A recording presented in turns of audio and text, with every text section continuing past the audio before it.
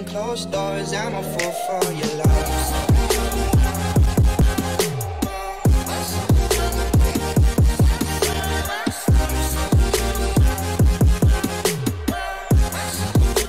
Hi guys, another Geek123 here.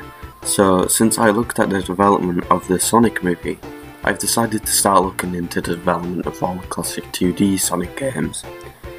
And basically today I'm here to look back at the classic Sonic game that came out in 1991. And then later on in other videos I'll be looking at other future Sonic games to the ones that we have currently. So let's get into it. So let's get into the original Sonic the Hedgehog game from 1991. The plot follows the story of the evil Dr. Robotnik trying to steal the 6 Chaos Emeralds and then their power, and to do this he has to trap the animals. Now you, controlling Sonic, must stop Dr. Robotnik and free your animal friends.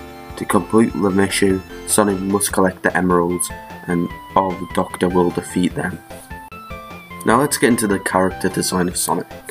In 1990, Sega ordered their in-house development studio to create a new mascot, to specifically replace Alex Kidd, their current one. The character had to rival Mario, but not to be too much like him, since Alex was very much like Mario at the time. The president wanted the character to also be the Mickey Mouse of gaming. After the first set of ideas, Sega decided that they would want the idea of speed involved with the character, so they said they wanted a fast animal. They said maybe a kangaroo or squirrel. One concept was a rabbit, however, but development said it was too complex for the engineers at the time. Eventually designers then realised they thought a spiky animal would be cool, like an armadillo or a hedgehog. This led to Nato Oshima to present an armadillo design that would lead to Mighty Armadillo that appeared in the Sonic game from 1993.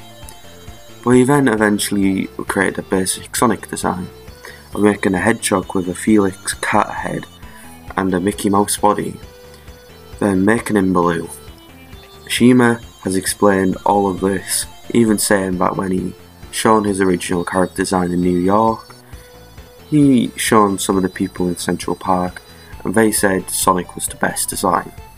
Sonic's design also was changed slightly from light blue, turning it to dark blue to match Sega's logo. Mr. Needle Mouse was originally the name for the character, but it got changed to Sonic because the word represents speed to them. Now let's get into the concepting programming. As soon as Sonic was made, Sega turned into programmer Yugi Naka, who worked on Phantasy Star and Ghouls and Ghosts on the Genesis. Even though he was a fan of Mario, Yugi agreed because he liked the idea of a fast character. The game was then developed by a team of 7, 2 programmers, 2 sound engineers and 3 designers. The project was even called Defeat Mario. Sonic's animation of speed made that enabled the animation to remain fluidly. When other staff tested the game, there was a mixed review, such as the game being fine or too fast, but this just led to the game getting slowed down a little. The levels were also designed by Oshima, who said he created them for hardcore and casual players. He also said the colour palette was inspired by pop artist Elzin Suzuki. Naka, Oshima and Yashura, I don't know if I pronounced them right. Yeah, that's what I'm going to say first off. I am good at pronouncing names, so sorry. They worked 19 hours a day on the project for 7 months. Naka has said that it was worth it, saying they created the fastest character with a great rotational effect. The team also intended to add a 2-player split-screen mode, but Naka didn't get his head around it at the time. This mode did appear in the sequel, however. Now time for the music. The music was composed by Masato Nakarama, and you can probably hear it now. He said he was inspired by Nintendo's games and music.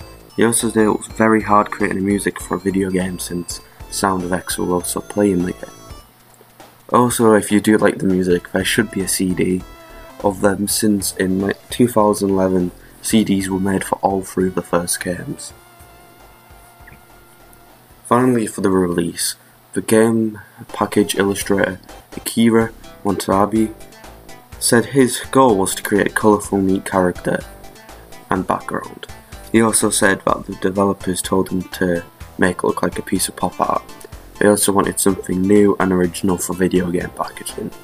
Sega's American CEO Tom Kawhiski also wanted the game not to